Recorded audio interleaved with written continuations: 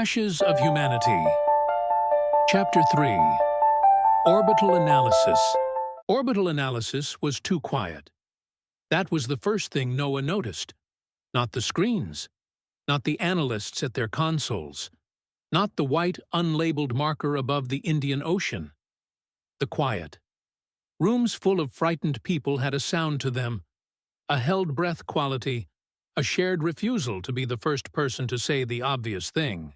Earth turned in slow projection above the main display, blue and white, and absurdly calm. Above the Indian Ocean, a pale marker held position where nothing should have been holding position. Mara Ilian stood at the central console, blonde curls pinned badly at the back of her head, sleeves rolled to the elbow, blue eyes fixed on the orbital feed. Her beauty did not announce itself so much as interrupt whatever else Noah had been trying to think about. But it was not the first thing people noticed when the world was ending.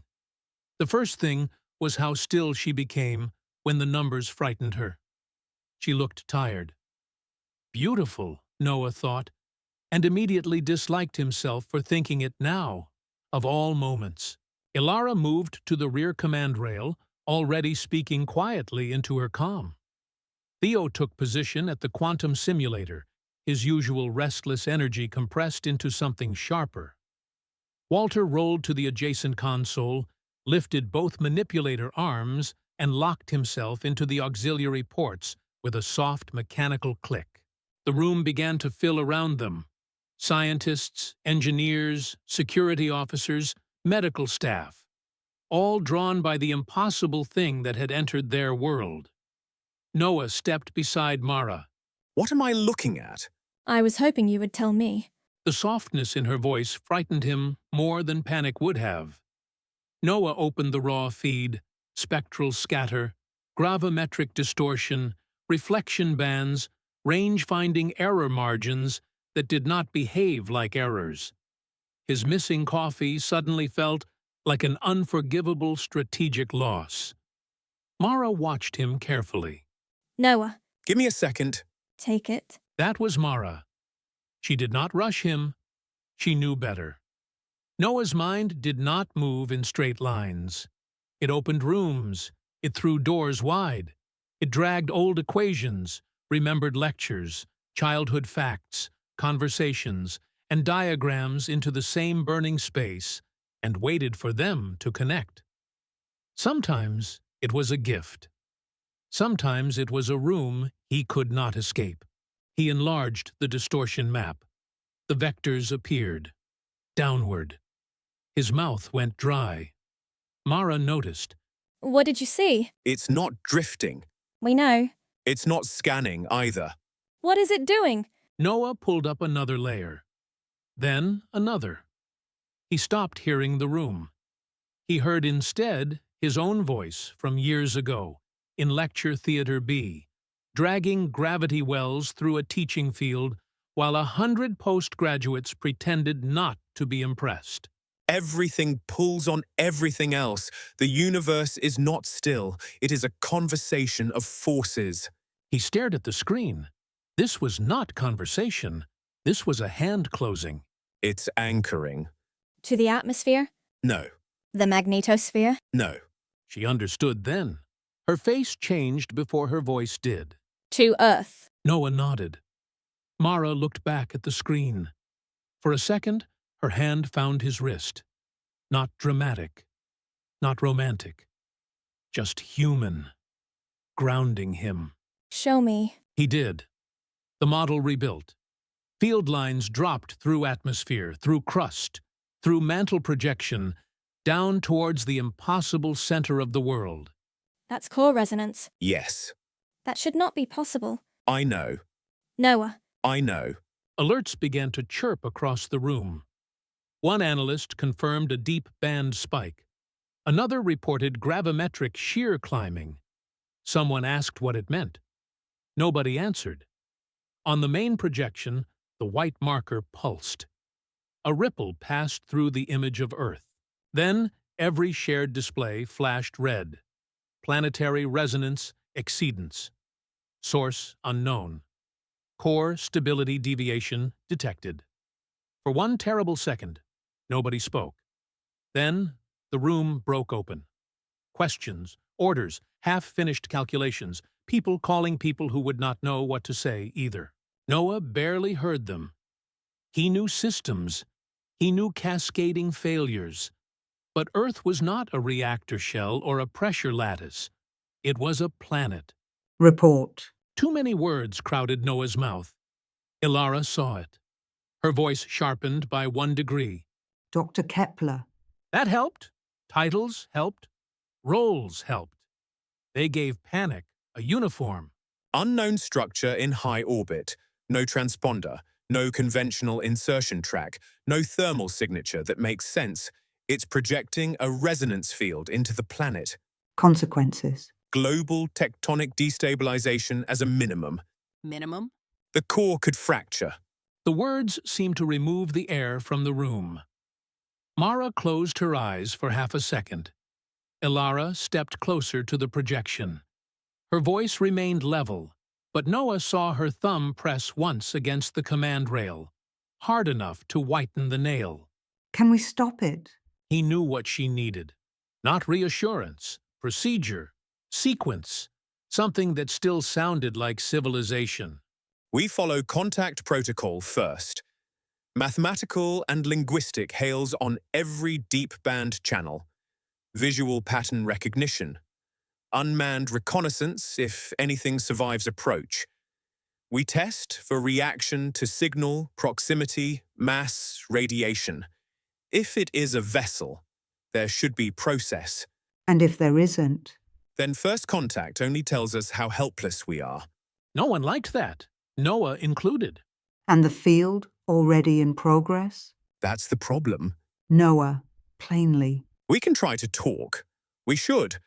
But nothing in these readings suggests it's waiting for permission. How much time? Noah looked towards Theo. Theo did not look back. His fingers moved across the simulator controls, too fast and too precise. Running escalation now.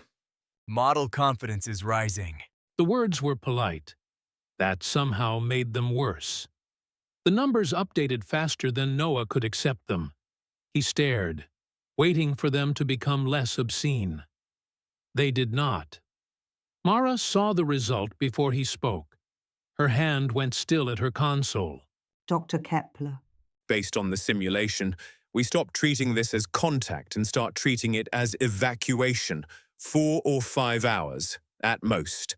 The room changed after that. Not loudly, not all at once, but Noah felt it happen. The last fragile barrier between exercise and catastrophe gave way, and every person in orbital analysis understood that procedure was no longer preparation. It was all they had left. Somewhere on the surface, people were making breakfast, arguing in kitchens, taking trains, swearing at traffic, kissing children goodbye, living inside the innocence of not knowing the planet beneath them had begun to die. A bus driver in Leeds would be asking 3 schoolboys to stop shoving each other near the doors. A nurse in Glasgow would be reheating tea she had forgotten twice already. A pub in Cardiff would be hosing down last night's pavement. In Belfast, someone would be cursing a self-checkout as if the machine had personally betrayed civilization. Ordinary morning still believed in itself. Defense channels lit across a side screen. Civilian satellites began vanishing from the orbital map, one after another. Tiny lights going out. Bring Arc Council online. Wake cryo prep, propulsion, life support, guidance, med operations. Open intake. Activate boarding protocol. Full evacuation readiness. Commander, Central hasn't confirmed Arcfall. Central will call this facility in less than 3 minutes, asking why we have not already begun. Yes, Commander, but protocol. Protocol was written for a world that still had time. The room went very still. Ilara stepped closer. Not enough to threaten, enough to make the room listen. We do not wait for permission to survive. Move. The officer moved. Everyone moved. Protocols sealed for 11 years unfolded into life. Noah stood rooted for one heartbeat too long, staring at the planet on the wall. Home. It was such a small word for a whole world. The Ark project had always lived in theory. Numbers, simulations, readiness audits, passenger categories written in sterile language so no one had to say what they meant. Who would be lifted out? Who would be left behind? Who would never even know there had been a place to beg? A wall feed flashed past.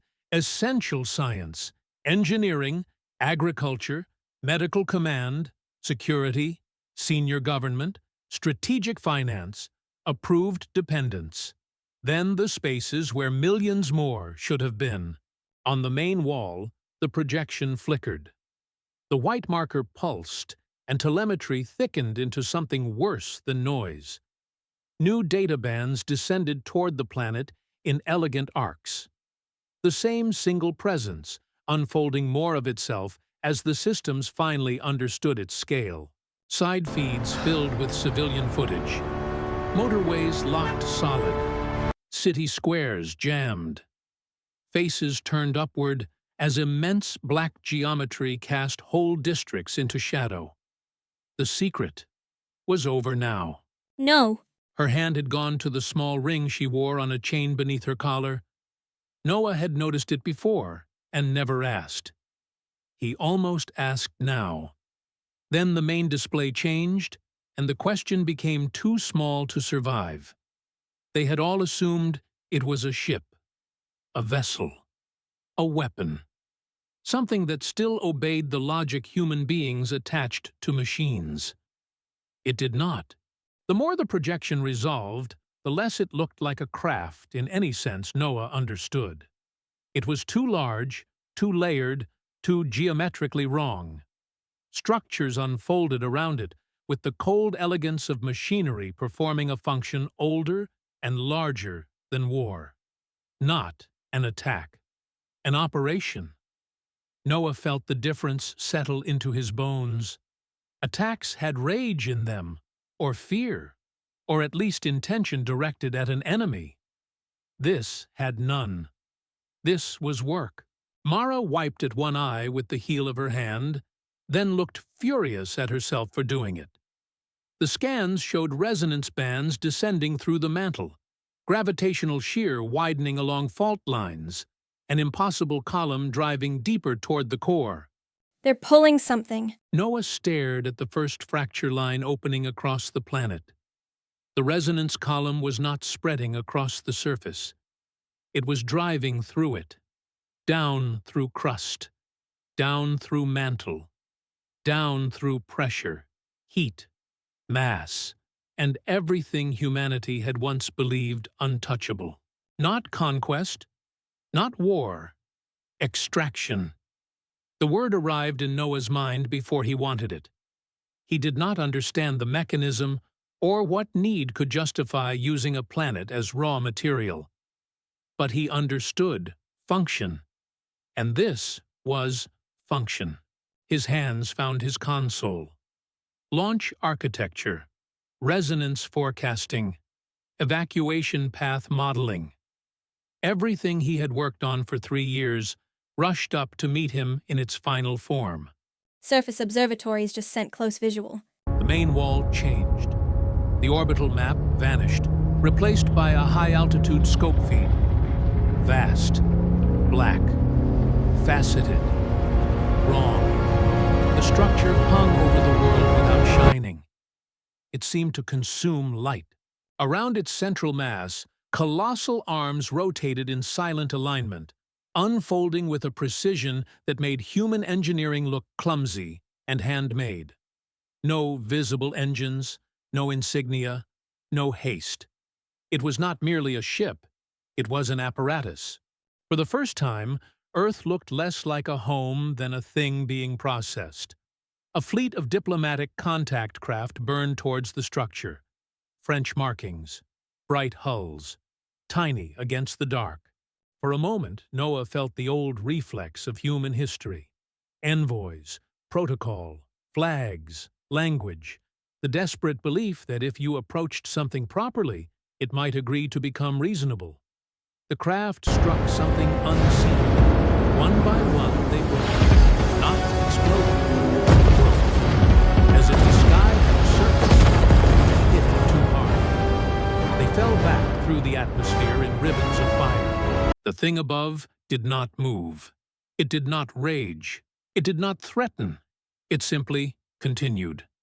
It showed no more interest in the burning craft than machinery shows a spark thrown off by its own work. Someone in the room made a sound very much like prayer. Noah stared at the thing above his world and understood, with a scientist's horror, that humanity had never been the measure of anything.